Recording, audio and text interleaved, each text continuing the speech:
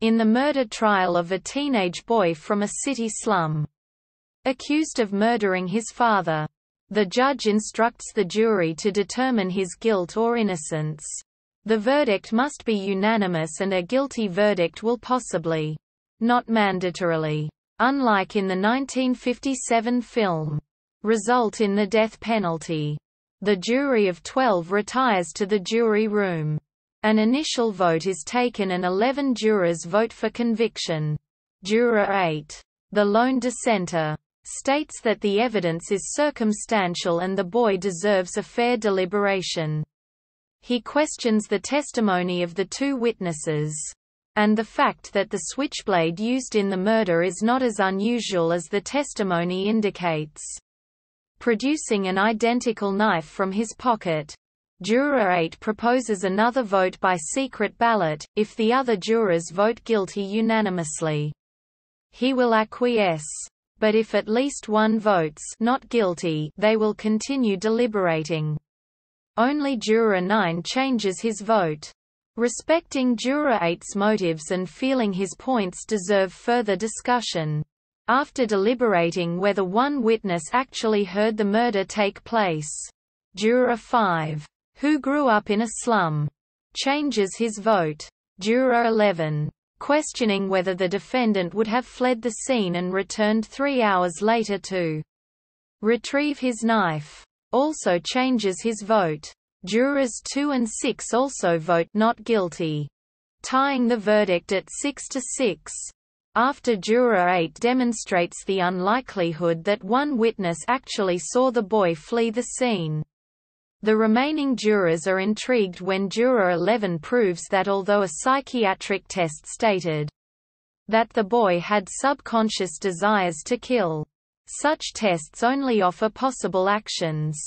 Juror 7, impatient to attend a baseball game that night, changes his vote. But Juror 11 chastises him for changing his vote so casually and selfishly when the boy's life is on the line. When pressed by Juror 11, Juror 7 eventually states that he doubts the boy is guilty.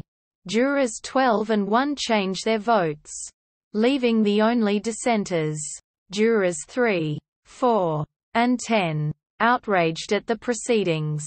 Juror 10 goes on a bigoted diatribe against Hispanic immigrants outbreeding African Americans.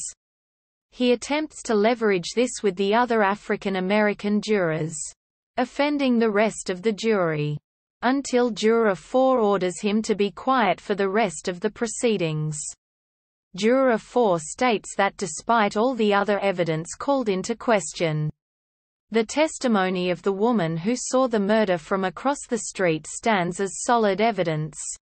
Juror 12 changes his vote back to guilty, making the vote 8-4 again.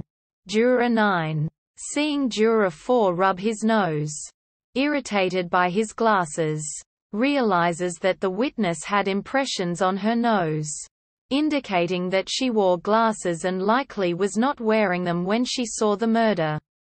Jurors 12 and 4 change their vote to not guilty. Juror 10, who says he still thinks the defendant is guilty, bluntly admits to no longer caring about the verdict and votes for acquittal. Undeterred, Juror 3 is forced to present his arguments again, and goes on a tirade, presenting the evidence in haphazard fashion and concluding with his disbelief that a son would kill his own father, mirroring his previous comments about his bad relationship with his own son. He begins to weep, and says he can feel the knife being plunged into his chest. Juror 8 gently points out that the boy is not his son, and Juror 4 gently persuades him to let the boy live. Juror 3 gives in, and the final vote is unanimous for acquittal. The jurors leave and the defendant is found not guilty off-screen, while Juror 8 helps the distraught Juror 3 with his coat.